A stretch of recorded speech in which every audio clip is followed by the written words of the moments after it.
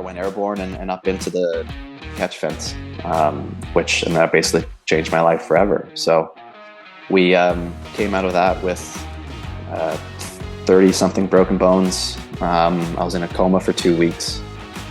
And the thing that I'm still living with today is T4 paralysis. So I got to come out the other side, which is something that I think a lot of people were unsure of for the first week or so. But yeah, and then from there, it's, quickly went from fighting for race wins to just kind of fighting to survive and fighting to give me the best quality of life. My race weight at Pocono, I think I was 170 pounds, give or take a couple pounds. By the time I got the green light to start my rehab, I was down to 117 pounds of just being basically bedridden in hospital beds, just waiting, just trying to heal and kind of get back on track. And this journey, I don't want to just be a marketing tool and raise awareness for spinal cord injury through participating. Like, I want to compete, and I'll only do something if I know I have the chance to compete and to fight for wins. And frankly, I want to raise awareness for spinal cord injury and mental health and all the above by winning, not by just, being one of the drivers, right? Like, I want to be the driver.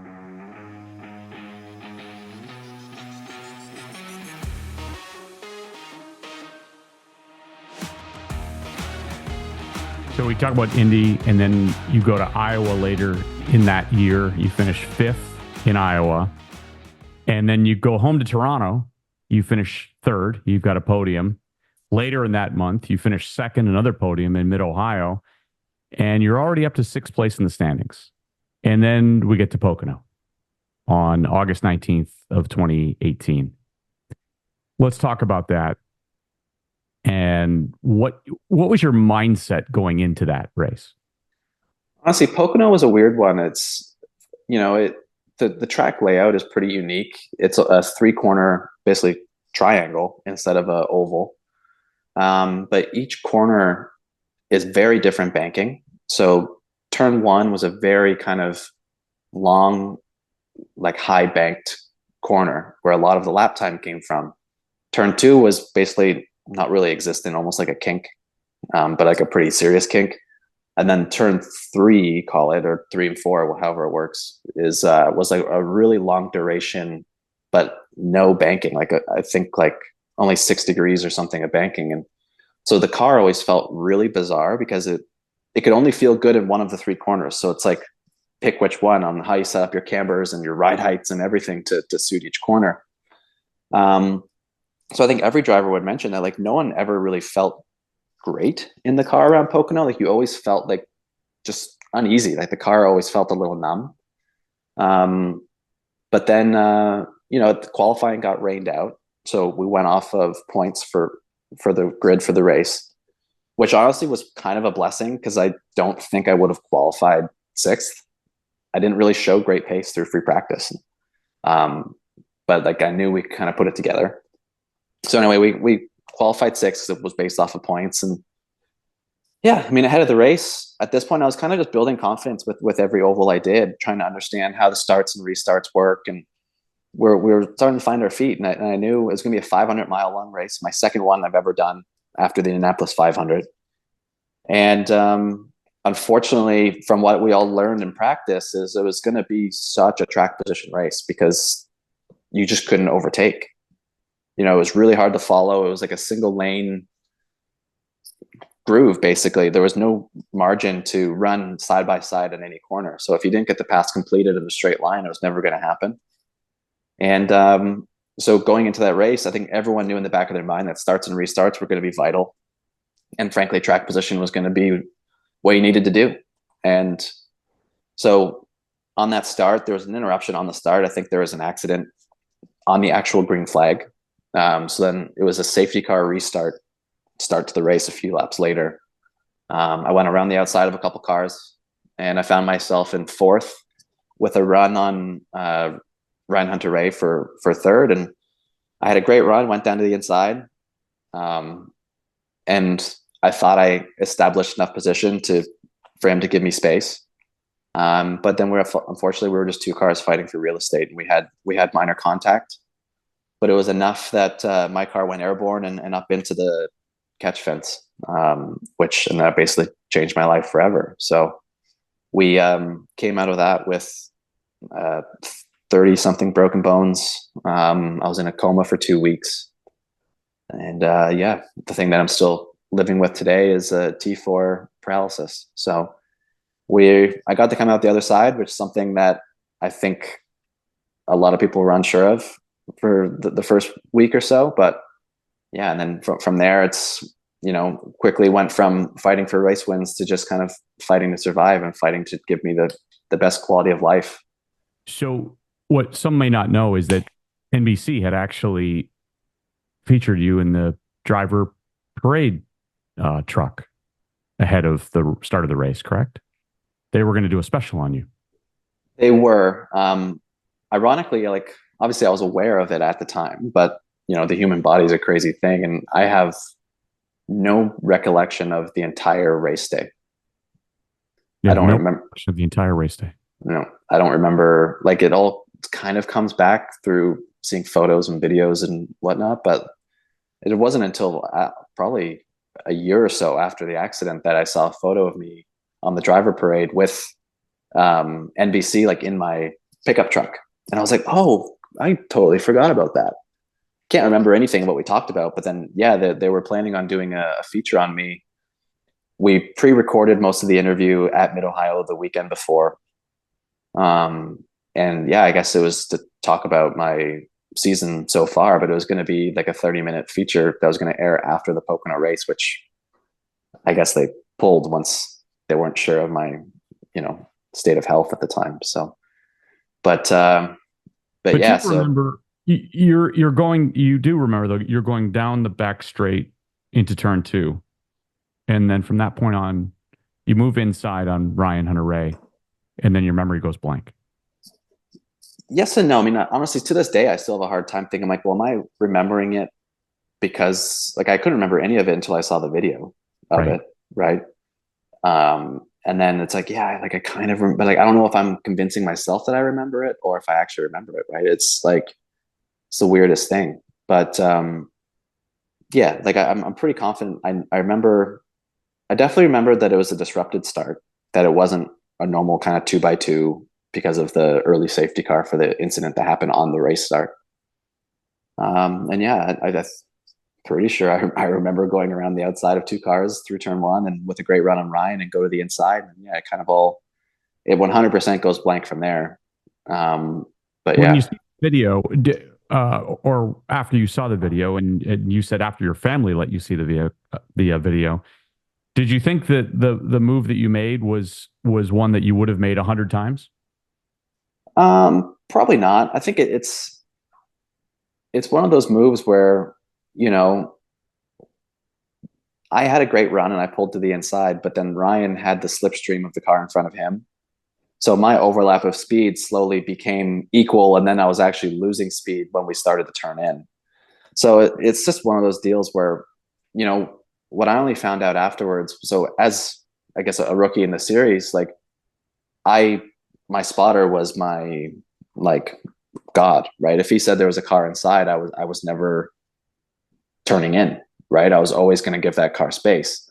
And what I didn't realize is, with experience, the more experienced oval drivers, if they felt like they had track position, they would, even though the spotter was saying there's a car inside, they would force the inside car to back out, basically, right? And so in my head, I was like, oh, I'm still inside and I still stand a chance, so I'm not backing out of this, because we both knew track position was going to be so vital. And frankly, in the position I was in, I think if I lifted at that point, I probably would have been, like, freight trained on the corner exit by the cars that I had just passed the corner previous. So I just kind of stayed committed, assuming that I would be given enough room to make it through. But it's all anyway. It is, right? And so, like, knowing what I know now, would I have backed out and fought another day? 100%. Because frankly, that was the first racing lap of what's then going to be a 400 and something more miles left in this race, right? So, I think that the big thing and what I learned then was, you always want to live to fight another day. And sure, that would have put me up into third position. But in a 500-mile race, there's 4 or 5 pit stops and pit sequences, and a lot can take place over that time to try to get you up in track position. You don't have to make it all in lap one. And I think, I think if I could put myself in that situation again, I probably would have backed out. But I was kind of just doing what I was doing every year, constantly, or every race in that IndyCar season, constantly learning and building knowledge and building confidence on ovals. And all I can say from my perspective was, I had the situation have been reversed, like I definitely would have given my car on my inside more space. But I think almost that's because of inexperience, right? It's like, if there's a car there, I was always gonna leave space because my spotter said there was a car there. I only found out kind of afterwards through the hospital and then through being involved in IndyCar still, even currently, that, the spotters, obviously it's an aid, it's a tool for the driver, but the experienced drivers, when they know their car positions, can also force the hand of another driver a little bit, which is something that I just had never done at that point in my IndyCar journey. The IndyCar officials later went frame by frame and told you that the energy in the accident was monumental. Your car went into the fence at 212 miles per hour and then went to effectively net 0 miles per hour in 0.6 of a second. The force alone of all of that, combined with the poles, the fence poles, not the fence itself, but the poles, as you've described it, was enough to basically shatter the vehicle, and the injuries piled up for you. You mentioned 30 broken bones? Something like that, like between, ribs and limbs and all the other stuff. Yeah. So thoracic, spinal fracture, spinal cord injury, neck fracture, tibia, fibia. Yeah. So I think like it's obviously like the vague term, like, when we say, like I fractured I had compression fractures in my entire lumbar spine, right? Like my L, like 1, 2, 3, 4 compression fractures. I had thoracic T2 or 4, 5, 6, 7 fractures. I had some cervical neck fractures. So it's like, so if you count each item, it was definitely like, it was up there. But yeah, I mean, the biggest one, I had tibia and fibula fractures, both legs, right arm, both hands, ribs, and then my whole, call it my whole spine, really. Like each section of my spine had some trauma to it. So it was a long road ahead, because especially if we fast forward to a bit of the recovery journey, once I was taken out of my medically induced coma, I think it was 10 days later. 10 days, yeah. I was basically, for lack of a better word, kind of in a body cast. I had so much leg swelling. I was in external fixators in my legs because they couldn't operate on my legs from the swelling. So it had to be stabilized, but they couldn't operate until the swelling was reduced. So I had like these big, like bird cages on each of my legs. I was in 2 arm casts. Had a neck brace, back brace. Like I was basically like, I couldn't move.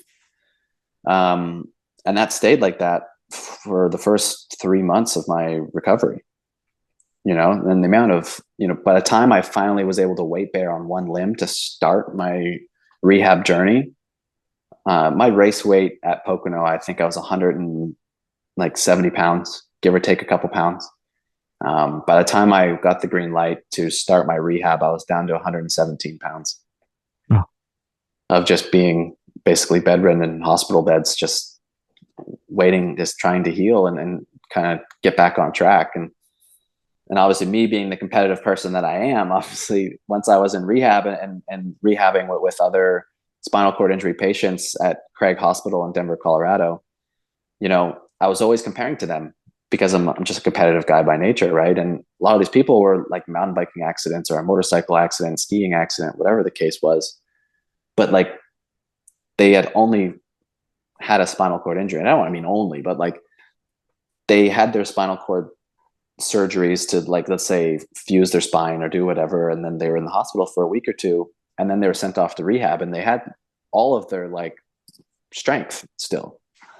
And I felt like I was like starting from like net 0 on everything. I had to gain 60 pounds of muscle basically to try to get 50 pounds of muscle to get back to where I needed to be, to even be like a healthy adult again. So it was a really, really long journey then, but I was able to go to probably the best rehab facility in North America, if not the world, at Craig Hospital in Inglewood, Colorado.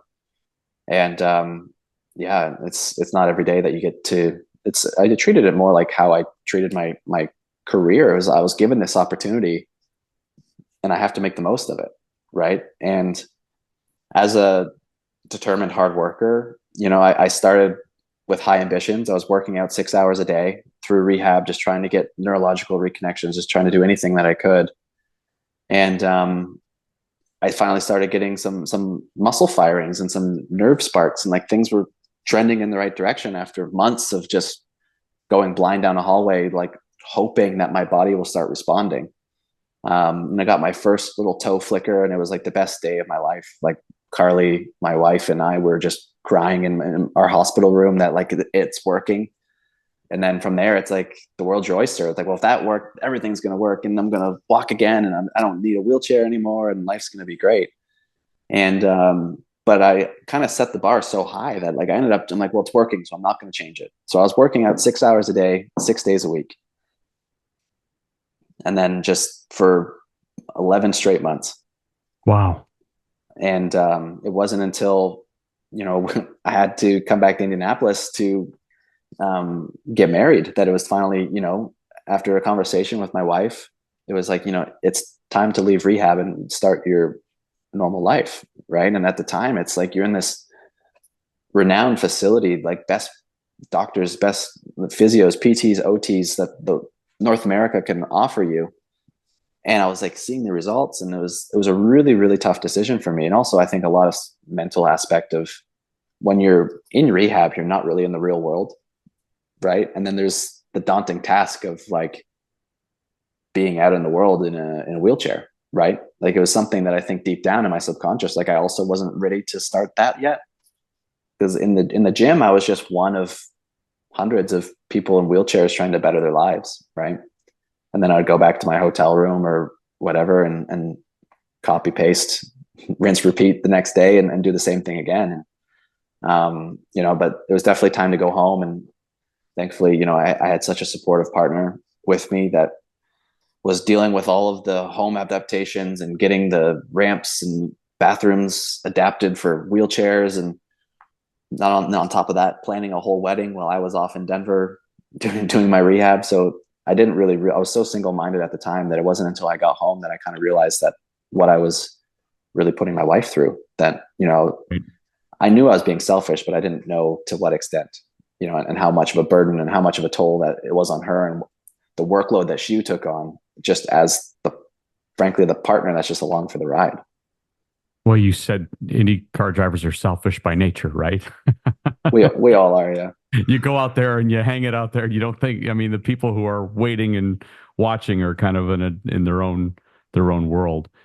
How long did it take before, I mean, you were on a spin bike about 6 months later, correct? I was. So the spin bike's unique. So I still to this day, like I don't have every muscle below my point of injury, quite far from it actually. So, but what I did manage to get back was my right leg basically, although it's weak, I kind of got back a lot of the function, just at a very weak state. And so I have my quad muscles on both my legs. And the beauty of a spin bike is obviously there's no, like, it's just like a crank. So if you can like push down with your quad, you can almost like coast it back up to the top. And I thought it was just the coolest thing to get on a spin bike again and just to feel like at the time you just felt like a normal person. I had done so much cycling in my prior training, right, over the years. And it was just something really cool to get back to and to do. But I don't think I really did it again after that day, frankly. But you were making your way back, though. You were progressing and you were rehabbing to a point. Yeah. Yeah, we were. But it was one of those things where with your chain, you're only as strong as what the opposite muscle is, right? And at the time, I didn't really know much about the human anatomy, but like anything in my career, the way I approach it, I'm like, well, I have to become an expert at this, right? So I needed to understand all the terms that the PTs were talking about and the muscles and what triggers what, because relearning how to walk again from a neurological injury, even right now, like I can stand up if I can support my upper body, but if I want to take steps with my walker or holding on to furniture, I have to consciously mentally think of what muscle I need to trigger, because it's just not natural anymore. Right. So, same thing with like riding a bike. It was like, I had to think like, okay, push now and then relax so it can coast back up to the top, and then push now and then relax. Cause like, I didn't actually realize how hard it was to stand and walk until on our actual wedding day. I was standing at the altar because it was a goal that I had set for myself from pretty much day zero of this recovery, with my walker. And I was like, I had stood a lot and I had been practicing and trying to get stronger in standing, but I'd never then had to like think once I was up there. So when I was then like doing my vows, I fell apart and I was all like shaky and I was wobbly and I couldn't even read my like cue cards because of how much I was shaking. And it's because for that split second, I wasn't neurologically thinking of like activating my like legs. I was thinking about reading the cue cards in front of the love of my life. Right. So it was, yeah, life's full of experiences and you kind of always try to learn on the go. What's your mobility like today? I'd say mobility, I'm fortunate. I'm super fortunate. I think, spinal cord injuries or any neurological injury, they're called like the snowflake injury, right? Like no two people are the same, even though your diagnosis might be the same. The recovery and how your body responds is fully up to the body. You can try to aid it and fuel it and give yourself the best chance. But the reality is, I worked out 36 hours a week. You could have stayed in your hospital bed and ate nothing but cheeseburgers, and maybe you could have had a better recovery than me. And it's not to say you did something right and I did something wrong. It's just the human body, and also the severity of the contusions in your spinal cord, which is the big thing, right? Like everyone always describes it of, if you get a straw from your fast food restaurant, and if you don't compromise it, like that's your spinal cord. Fluid can flow up and down perfectly fine, right? With no ease or no restrictions. But if you pinch it, right, suddenly there's a lot of resistance and some fluid might get through. If you pinch it hard enough, maybe no fluid will get through. But it's just like, that's kind of what it is. And the spinal cord doesn't re-heal. So if you have a spinal cord tusion, you will have nerve compromisation for the rest of your life. It's just a matter of if your body can learn to bridge around that damage. And depending on the severity of it, people see results or people see no results. And people, even with bad contusions, can still have great lives. And it's an interesting one that to this day, when like Sam Schmidt, my team boss at the time, and now thankfully a good friend, he was paralyzed in an IndyCar accident in 2000. And, he said 20 years ago, they were saying they were on the cusp of a breakthrough in the spinal cord research and development, and to have a cure for paralysis. And then we're 20 years on, and for sure we're way further ahead than we were 20 years ago. But I'm still hearing the same things. I'm still getting tagged in posts of this like trial treatment and this and that. And like we're constantly trying to find stuff, but until I see it, I think we are where we are. And I think that's the hard thing of paralysis is there's no prognosis. If from day zero, if I was told it's going to take you 3 years to make a full recovery, I'd be like, great, I'm going to do it in 2.5. Right. And I'm going to be back and we're going to be hitting the ground running and we're on our way. But it's just, all you can do is hope in those early phases, and no one can tell you anything. No one can tell you if you'll walk again. No one will tell you if you're going to spend the rest of your life in a wheelchair, because frankly, the professionals don't even know, because it's up to your body to heal that.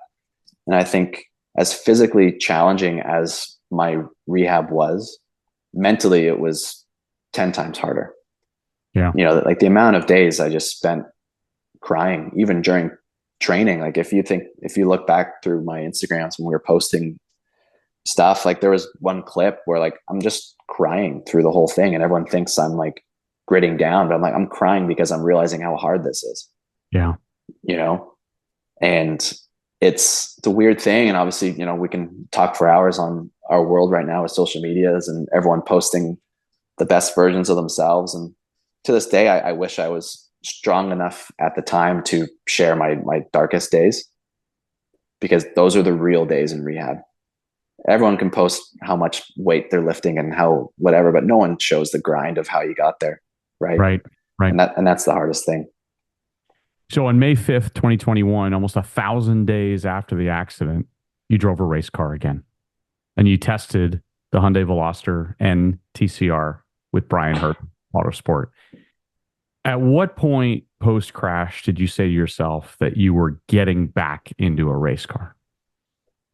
So I don't have recollection of this, but apparently my first questions out of the coma was, when can I be back in the race car? And I thought, I mean, this I do remember, like when drivers would come visit me in the hospital or whatever, like I thought I was going to make the end of the IndyCar season. Yeah. I was like, oh, you know, maybe I can still make Sonoma, like make the season finale. And if not, I'm 100% going to be ready for St. Pete in 2019.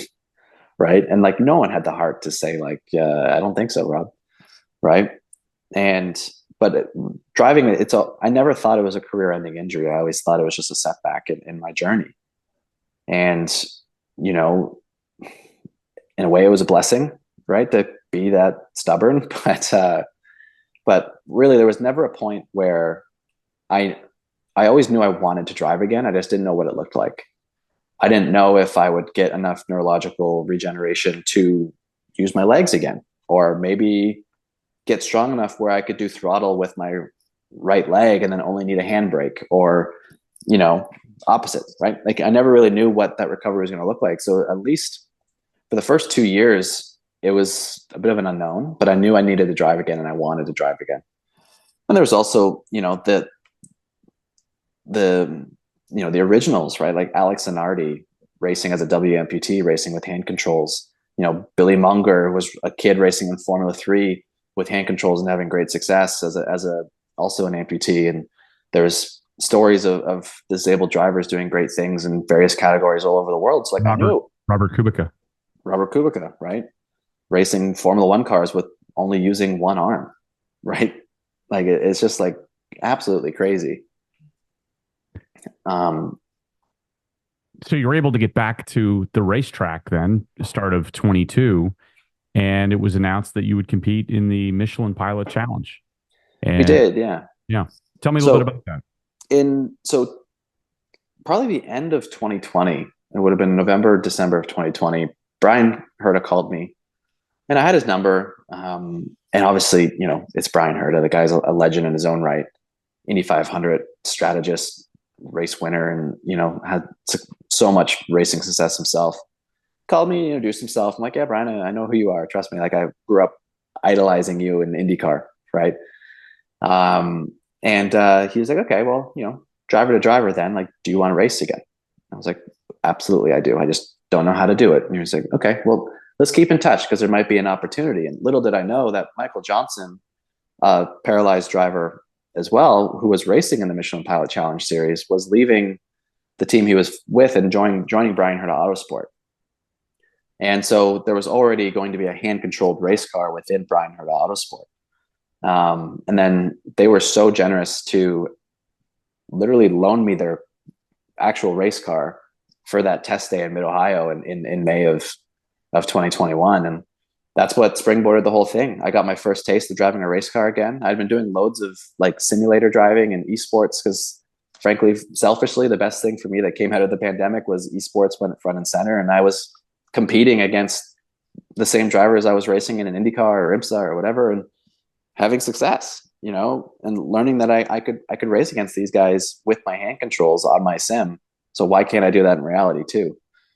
And so it took a lot of hard work, a lot of great people, but I got my opportunity to test a race car again. And it was, you know, the amount of days I spent thinking about that moment in a hospital bed of driving a race car again, not knowing what race car it would be, you know, but I always pictured, you know, blue skies, wonderful day, but it was cold, raining, Mid-Ohio.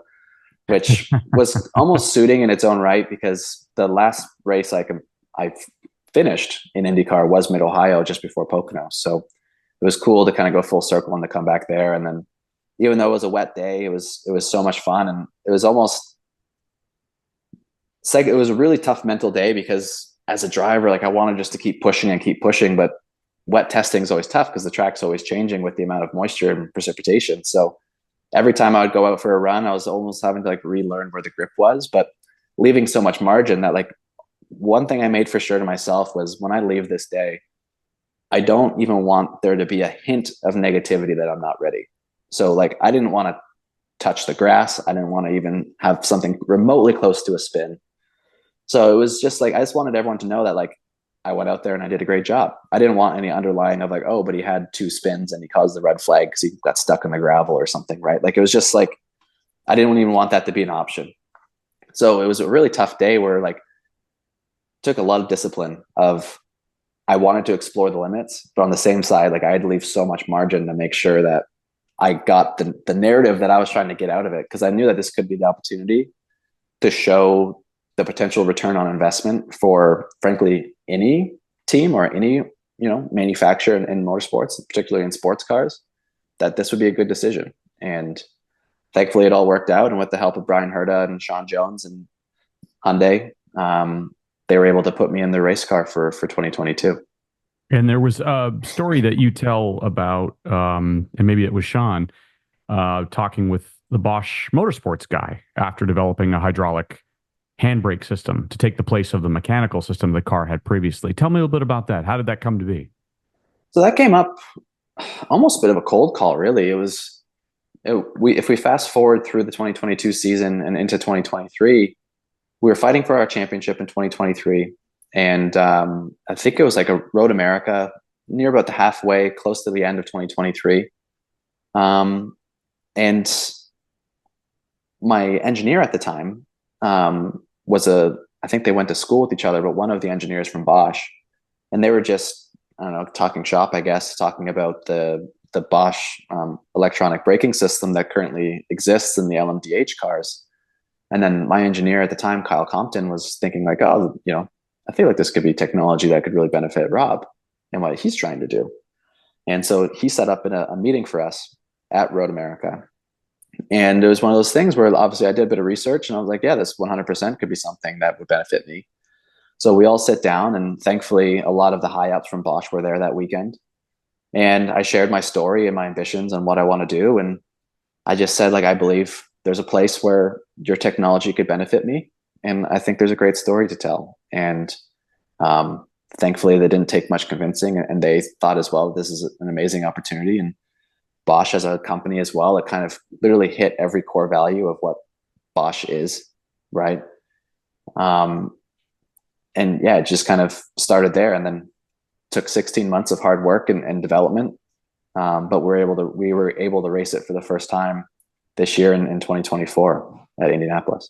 What was the biggest difference? Oh man, there's a lot. So the previous system was a mechanical linkages from my ring on the back of the steering wheel down to the able body brake pedal. But in order to achieve the brake pressure necessary, we had a pneumatic actuator that would help aid me in applying the brake. So like your brake pedal down, right? But there's a lot of latencies in that system. And really every time you hit the brake, you got a different feeling, because sometimes the reservoir for the pneumatic actuator didn't have as much pressure as the time before. So it's like every time I pulled the brake, I got something slightly different. So I was never really on top of the car, attacking the car. I was always waiting and then reacting to what situation I got from the brake. And where the Bosch system, there's no latencies. It's instantaneous brake pressure. It's the same every time.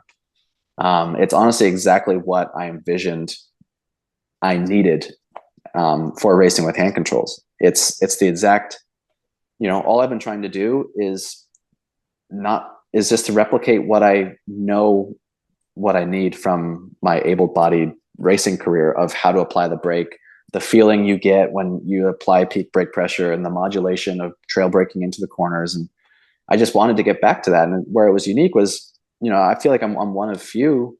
I mean, the only other person would probably be Alex Zanardi that raced at such high levels and then had their injuries, but then they tried to basically continue their journey, but with using their hands, and figuring out how to replicate that brake feeling is so hard.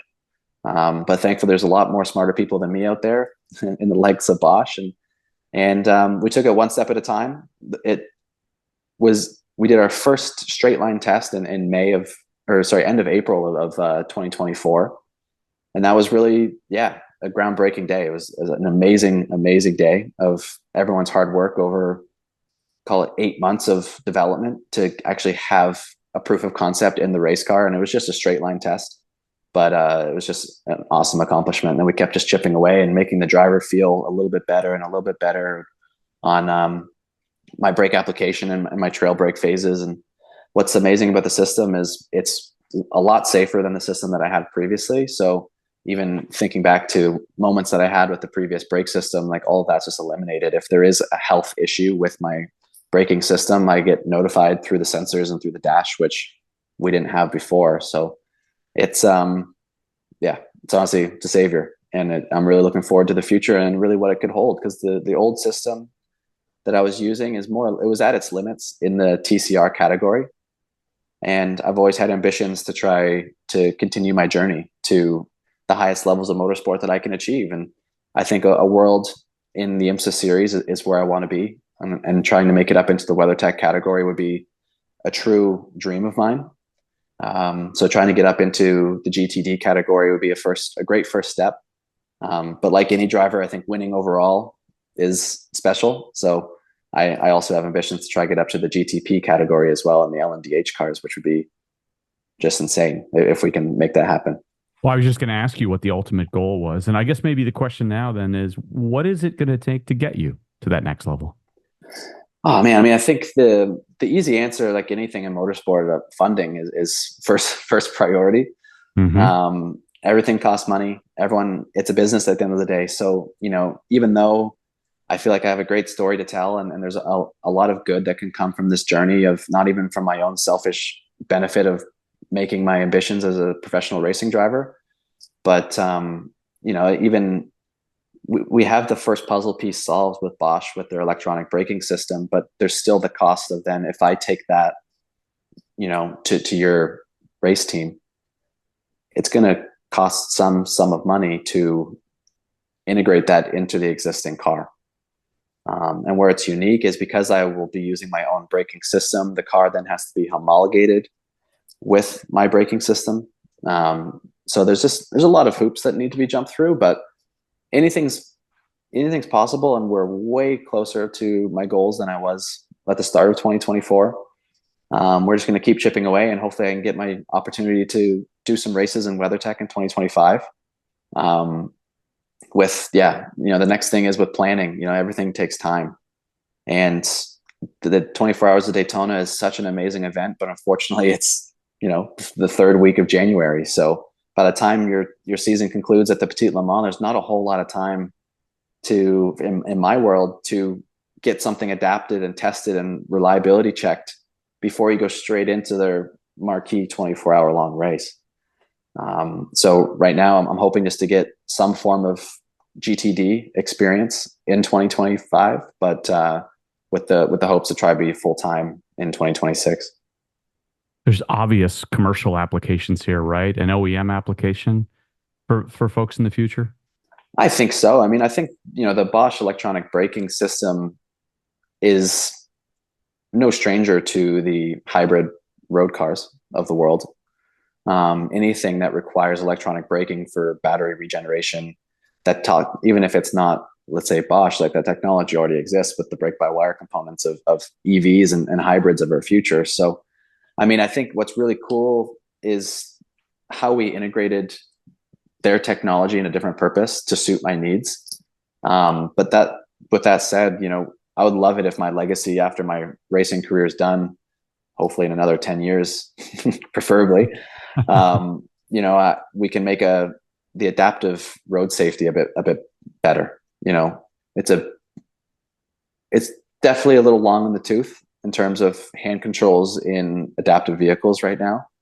Firsthand, like what my insurance approved is basically a stick that bolts to the throttle and bolts to the brake, and I just push and pull the lever to apply the throttle and brake. But with that said, you're constantly driving with one hand on the steering wheel and the other one trying to do everything else, right? Because you're doing throttle and brake with one hand, and then you're driving solely with the other. And, if we could revolutionize that to try to make road safety better in adaptive vehicles, I think that would be an amazing accomplishment and something I'd be really proud of to put my name on.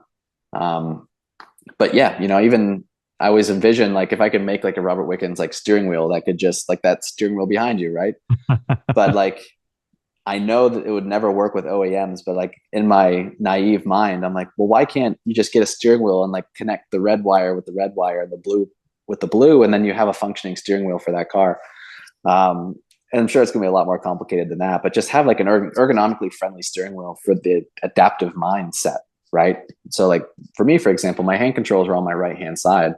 So I do it all with my right hand, but if I need to make a lane change, the turn signal is also on the right. So if I want to like merge in, I have to like overspeed enough to know that I'm not going to like drop under the speed limit when I make my lane change, because for a small moment, I'm not going to be accelerating anymore because I've taken my hand off the throttle, right? Or press cruise control and stay at a constant speed, make your lane change, and then go off of cruise control. Like, it's just like, it's little things like that I think could be made better. And I think the beauty of motorsport, the reason why it exists, is it's a proving platform in the automotive industry, right? And hopefully we can continue to use that platform, because frankly, it's been quite a while since motorsport's been used in that discipline. That's true.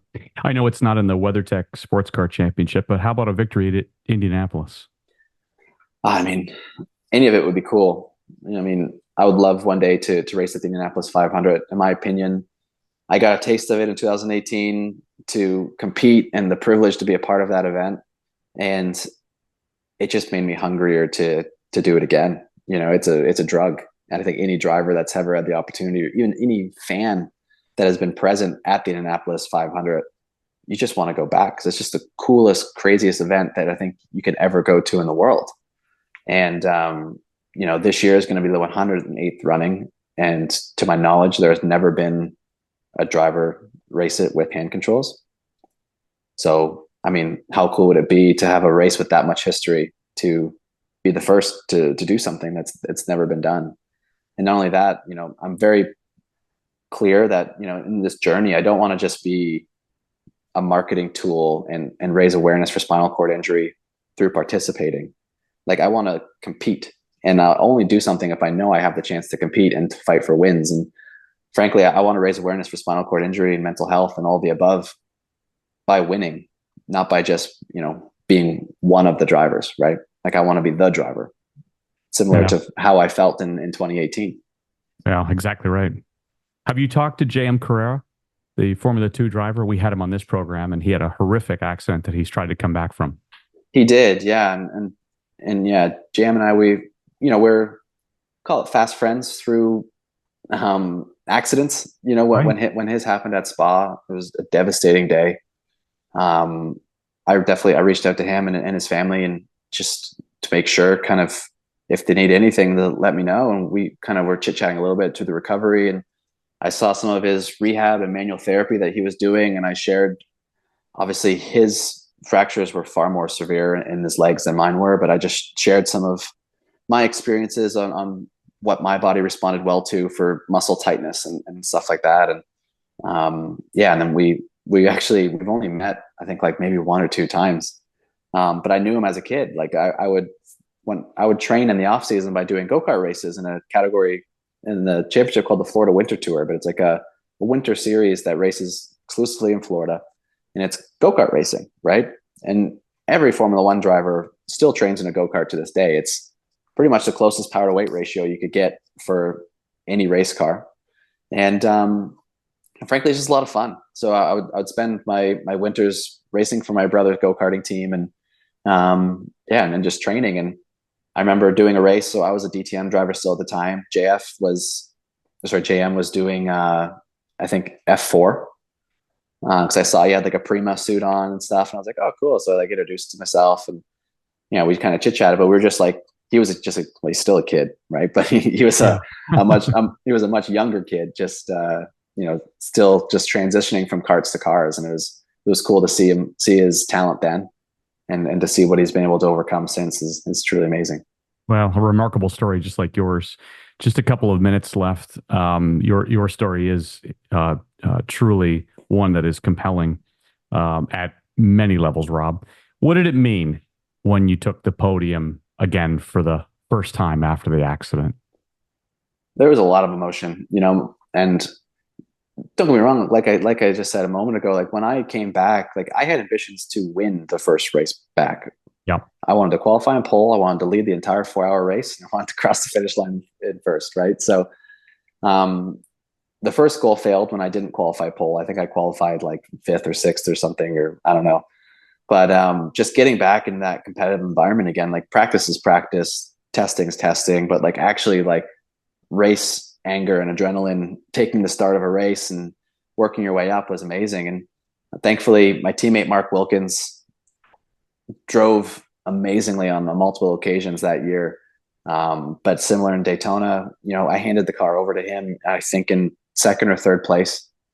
And then, he did the business from there to bring the car home, and we finished on the podium in 3rd and first race back. And there was just so many emotions it was just frankly validating that, what I believe can happen, that I can compete and I can win and I can fight for podiums. And, here we are now 3 years in with Hyundai in the IMSA Michelin Pilot Challenge series. And out of the 30 races that I've done so far, I can proudly say that we have one championship.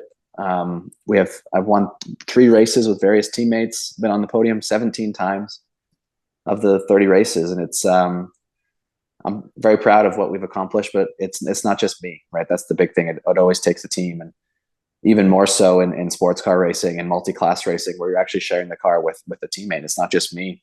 I didn't win that championship on my own. My teammate Harry Gottsacker did equal of the work of I did, right? So then engineers, mechanics, everywhere through and through, pit stops.